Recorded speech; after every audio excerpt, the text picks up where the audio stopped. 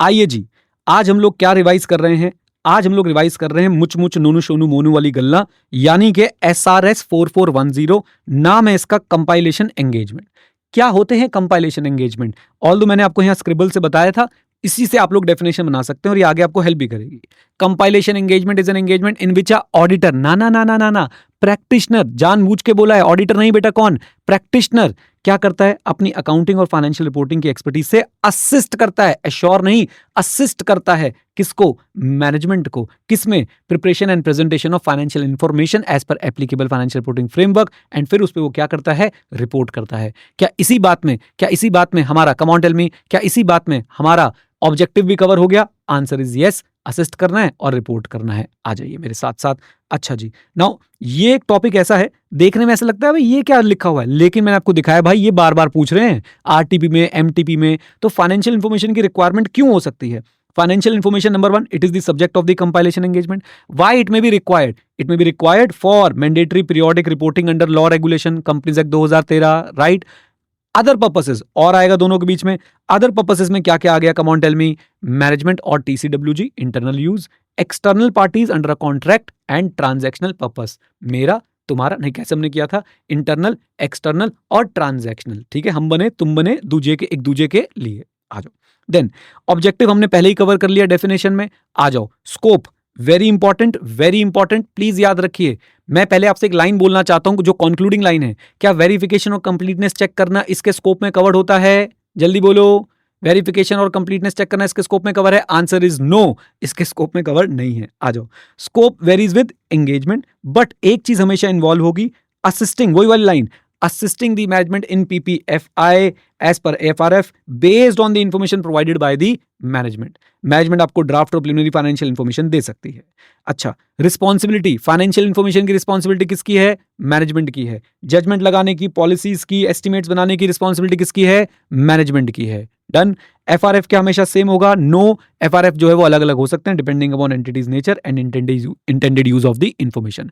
एक बार दोबारा से बोलता हूं, स्कोप एंगेजमेंट के हिसाब से वेरी करता है, असिस्टेंस हमेशा इन्वॉल्व होगी, मैनेजमेंट आपको ड्राफ्ट या प्रिलिमिनरी फाइनेंशियल इंफॉर्मेशन दे सकती है, मैनेजमेंट के पास रिस्पॉन्सिबिलिटी रहेगी फाइनेंशियल इंफॉर्मेशन की, अकाउंटिंग एस्टिमेट्स की, जजमेंट्स की और साथ साथ में पॉलिसीज की। अच्छा जी, एफआरएफ आपके डिफरेंट हो सकते हैं depending upon the nature of the entity and the intended use of the financial information.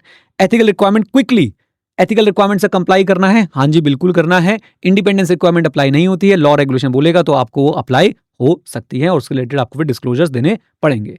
एक खास बात बच्चों, यहीं पे देख रहे हो कैसे छुपा के क्वेश्चन पूछा था कि अगर मैं कोई एक इंफॉर्मेशन मिलती है जिसको लेके मैं कंफ्यूज हूं, वो गलत है लेकिन मैं कंफ्यूज हूं कि मुझे क्या करना चाहिए, तो भाई मुझे मैनेजमेंट को रिपोर्ट करनी है, नहीं करूंगा तो इंटीग्रिटी हर्ट हो जाएगी, याद रखिएगा। ओके ओके, क्वेश्चन किया था एमसीक्यू में, केस स्टडी में, बिल्कुल वही वाला क्वेश्चन मैंने यहाँ पर रेफर भी कर दिया है। Now engagement, acceptance and continuance, very important. सबसे पहली बात, एंगेजमेंट एक्सेप्ट नहीं करना है जब तक टर्म्स ऑफ एंगेजमेंट एग्री ना हो जाए मैनेजमेंट के साथ। अब एक क्वेश्चन तो ये बनता है कि बता दो भाई टर्म्स ऑफ एंगेजमेंट में आएगा क्या क्या, उसमें तो आपको सब कुछ लिख के आना पड़ेगा। टर्म्स ऑफ एंगेजमेंट में सबसे पहले क्या आएगा? इंटेंडेड यूज, डिस्ट्रीब्यूशन या रिस्ट्रिक्शन। तो इंटेंडेड यूज, डिस्ट्रीब्यूशन कहां होना है, कोई रिस्ट्रिक्शन तो नहीं है।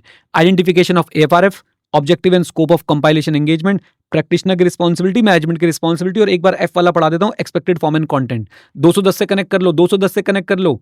Intended use, distribution, restriction, identification of FRF, objective and scope, हमारी रिस्पॉन्सिबिलिटी, उनकी responsibility, form and content of the report to be issued. Okay, now question के अंदर क्वेश्चन, नैनो में सपना, सपने में सजना, कि भैया रिस्पॉन्सिबिलिटी ऑफ मैनेजमेंट बताओ जरा। तो रिस्पॉन्सिबिलिटी ऑफ मैनेजमेंट देख के लोग घबरा जाते हैं क्योंकि उन्होंने भाई पहले बेसिक्स नहीं पढ़े होते हैं। हम तो बिल्कुल खुश हो गए भाई रिस्पॉन्सिबिलिटी देख के। चार बातें आएंगी। नंबर 1, पीपीएफआई किसकी रिस्पॉन्सिबिलिटी है? पीपीएफआई किसकी रिस्पॉन्सिबिलिटी है भैया? मैनेजमेंट की रिस्पॉन्सिबिलिटी है। तो याद रखिए, financial information as per applicable financial reporting framework which is acceptable, keeping in mind the intended user, and use of the financial information is the responsibility of management. Number 2, DIMIC, so that financial information can be prepared which is free from material misstatement whether due to fraud and error, management की responsibility है। Accuracy and completeness, management की responsibility है। And जो judgements use हुई हैं, जो judgements required है किसके अंदर? फाइनेंशियल इंफॉर्मेशन के अंदर, इंक्लूडिंग दोस्त जिस पे आपने प्रैक्टिशनर की असिस्टेंस ली है, वो भी किसकी रिस्पॉन्सिबिलिटी है? मैनेजमेंट की रिस्पॉन्सिबिलिटी है। आइए मेरे साथ साथ, तो सबसे पहली बात, financial info preparation as per acceptable framework management की रिस्पॉन्सिबिलिटी है। DIMIC, design implementation maintenance of IC, ताकि हम लोग फाइनेंशियल स्टेटमेंट प्रिपेयर कर पाए which are free from middle statement, management की रिस्पॉन्सिबिलिटी है। एक्यूरेसी एंड कंप्लीटनेस, मैनेजमेंट की रिस्पॉन्सिबिलिटी है। Judgement needed in financial information preparation, management की रिस्पॉन्सिबिलिटी है। आइए, अच्छा, क्या प्रैक्टिशनर ये टर्म्स बेटा ओरली याद रखेगा? नहीं भाई, प्रैक्टिशनर क्या करेगा? प्रैक्टिशनर जो है इन एग्रीड टर्म्स को रिकॉर्ड कर देगा एंगेजमेंट लेटर और other suitable form of return agreement में। ओके, ऑडिटर वर्ड यूज मत कर दीजिएगा गलती से, नहीं तो गलती हो जाएगी बहुत ज्यादा। अच्छा, क्या हमें हर साल नया एंगेजमेंट लेटर भेजना है कंपाइलेशन एंगेजमेंट के लिए? Answer is no. हमें ऋतिक रोशन को याद करना है, और वो क्या था? रेकरिंग कंपाइलेशन एंगेजमेंट में प्रैक्टिशनर असेस करेगा कि कुछ बदलावों के चलते क्या there is a need to remind और revise the terms of the compilation engagement. Now performing the engagement, बेटा लोगों के गले सूखते हैं टॉपिक पढ़ने में, हमने कहा इसमें कुछ करना ही है, पहले तो 315 करो, लिखना नहीं है 315, बस कर तो 315 रहे। We are obtaining understanding of the entity, its environment, its controls and AFRF industry application. Come on tell me, जल्दी बोलिए सर। इंटरनल कंट्रोल तो लिखा नहीं है भाई। ऑपरेशन अकाउंटिंग सिस्टम की आप अंडरस्टैंडिंग अगर ले रहे हो, क्या आपको आईसी की अंडरस्टैंडिंग मिलेगी या नहीं? बिल्कुल मिलेगी। ओके, देन उसके बाद कंपाइल करूंगा, और यहां पे बड़ा इंपॉर्टेंट क्वेश्चन शुरू होता है। अंडरस्टैंडिंग ले लिया, कंपाइलेशन कर दी, इस किस मुझे क्या क्या बातें ध्यान रखनी है? सिग्निफिकेंट जजमेंट को डिस्कस करूंगा, कंपाइल्ड इन्फो को रीड करूंगा in the light of understanding of the entity and the AFRF requirements. अच्छा, देन उसके बाद ये है बहुत इंपॉर्टेंट पार्ट, अगर इन्फो इनकम्प्लीट इनएक्यूरेट है, मैनेजमेंट को इन्फॉर्म करूंगा, करेक्शंस के लिए रिक्वेस्ट करूंगा। मैनेजमेंट इन्फॉर्मेशन नहीं दे रही है तो भाई साहब विड्रॉ कर लूंगा। इनकरेक्ट है, इनकम्प्लीट है, मैनेजमेंट को इन्फॉर्म करूंगा, करेक्शन रिक्वेस्ट करूंगा। इन्फॉर्मेशन नहीं दे रही है, विड्रॉ कर लूंगा। अमेंडमेंट प्रपोज करूंगा, कब? जब AFRF एडिक्वेटली डिस्क्लोज नहीं है। अमेंडमेंट्स चाहिए मटेरियल मिसस्टेटमेंट को हटाने के लिए, और इन्फॉर्मेशन मिसलीडिंग है। और अगर अमेंडमेंट्स नहीं होती हैं, विड्रॉ करूंगा, रीजन बताऊंगा मैनेजमेंट और TCWG को। विड्रॉल पॉसिबल नहीं है, असेस करूंगा प्रोफेशनल लीगल रिस्पॉन्सिबिलिटी, और साथ साथ में मैनेजमेंट से लास्ट में जाते जाते एक्नॉलेजमेंट ले लूंगा for the final compiled information. ये बहुत इंपॉर्टेंट है, स्पेसिफिकली जो मैंने बोल्ड किया है इसको मत भूलिएगा। आपसे पूछ सकते हैं मैनेजमेंट इन्फॉर्मेशन नहीं दे रही है, क्या करना है? या मैनेजमेंट ने इन्फॉर्मेशन दी है, आपको लगता है उसमें अमेंडमेंट आनी है, तो आपने, और मैनेजमेंट अमेंडमेंट नहीं करने दे रही है, तो क्या करना है? राइट, आइए। देन कम्युनिकेशन, सिंपल सी बात, सिग्निफिकेंट मैटर टाइमली बेसिस पे कम्युनिकेट करेंगे। अच्छा, practitioner report, again one of the important topic from this. पहले भूमिका कैसे बनाओगे फ्रॉम दिस स्टैंडर्ड? पहले भूमिका कैसे बनाओगे भाई? सबसे पहले नेचर बताऊंगा एंगेजमेंट का क्या है, प्रैक्टिशनर का रोल क्या है, और क्लियरली लिखूंगा एक्सप्रेशन ऑफ ओपिनियन नहीं है। नेचर ऑफ कंपाइलेशन एंगेजमेंट क्या है, प्रैक्टिशनर का रोल क्या है, क्लियरली लिखूंगा कि भाई क्या नहीं है, एक्सप्रेशन ऑफ ओपिनियन नहीं है। आ जाओ एलिमेंट्स पे चर्चा करते हैं। एलिमेंट्स पहले बेकार वाले, एक टाइटल, एक एड्रेसी, लास्ट में DSP, date signature place, come on. अच्छा, उसके बाद नाउ सबसे इंपॉर्टेंट पॉइंट, एक स्टेटमेंट। स्टेटमेंट किस बात की? कि प्रैक्टिशनर ने कंपाइल करी है financial information on the basis of information provided by the management. बिल्कुल चैप्टर का बेसिक मैंने यहां पे लिख दिया।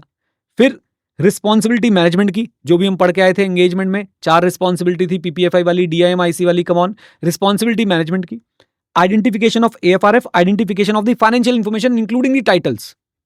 हाँ जी, मेरे साथ साथ 4 नई बातें बोलो। एक तो स्टेटमेंट दी है कि भाई कंपाइलेशन किया गया है on the basis of information provided by the management. फिर रिस्पॉन्सिबिलिटी मैनेजमेंट की, आइडेंटिफिकेशन AFRF का, आइडेंटिफिकेशन आपकी फाइनेंशियल इंफॉर्मेशन का इंक्लूडिंग द टाइटल। फिर प्रैक्टिशनर की रिस्पॉन्सिबिलिटी इंपॉर्टेंट है, compliance with SRS and ethical requirement. Practitioner की रिस्पॉन्सिबिलिटी बोलूंगा कि भाई मेरी रिस्पॉन्सिबिलिटीज क्या है, मैंने कंप्लाई किया है SRS से, और साथ साथ में एथिकल कंप्लायंस की है। और उसके बाद डिस्क्राइब करूंगा किसको? कंपाइलेशन एंगेजमेंट को, वही बेसिक वाला यहां से उठा के मैं डिस्क्राइब कर दूंगा कि कंपाइलेशन एंगेजमेंट होता क्या है। Now the most important part, explanation. 3 बातें फ्लो में याद रखिएगा। कंपाइलेशन एंगेजमेंट एश्योरेंस नहीं है, इसलिए I am not required to verify the accuracy and completeness. Accordingly I am not expressing an audit opinion और रिव्यू कंक्लूजन। कंपाइलेशन एंगेजमेंट, हाँ जी, कंपाइलेशन एंगेजमेंट एश्योरेंस एंगेजमेंट नहीं है। I am not required to verify the completeness and accuracy, and accordingly I am not expressing any audit opinion or review conclusion. Okay?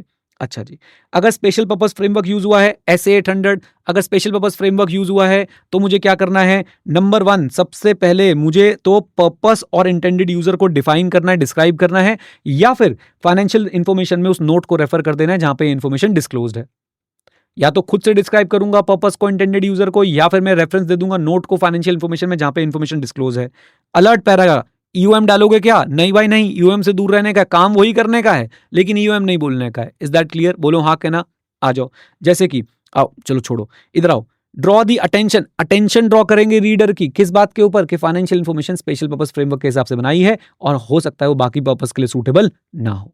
Draw करेंगे attention user की और बताएंगे financial information special framework के हिसाब से बनाई है और सूटेबल नहीं है अदर पर्पसेस के लिए। डन। फिर तो डीएसपी हमारे पास है ही।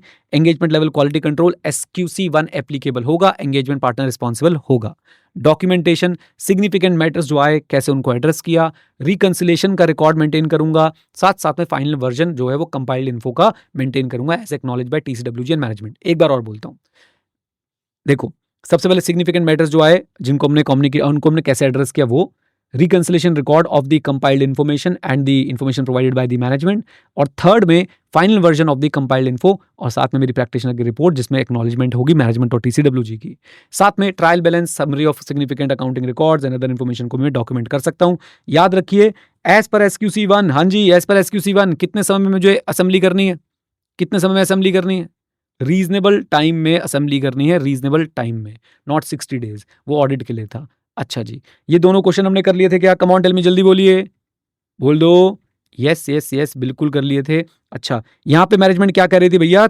एक्यूरेसी कंप्लीटनेस पे आपने बिल्कुल चर्चा नहीं करनी है। हमने बोला ठीक है, लेकिन आपको ये भी बोला जा रहा था कि भाई गलत है तो गलत रहने दो, तुम बस कंपाइल करो। क्या हम गलत को गलत रहने देंगे? नहीं भाई, अगर गलत दिख गया तो मैं मैनेजमेंट को इन्फॉर्म करने वाला हूं। Is that clear? बोलिए।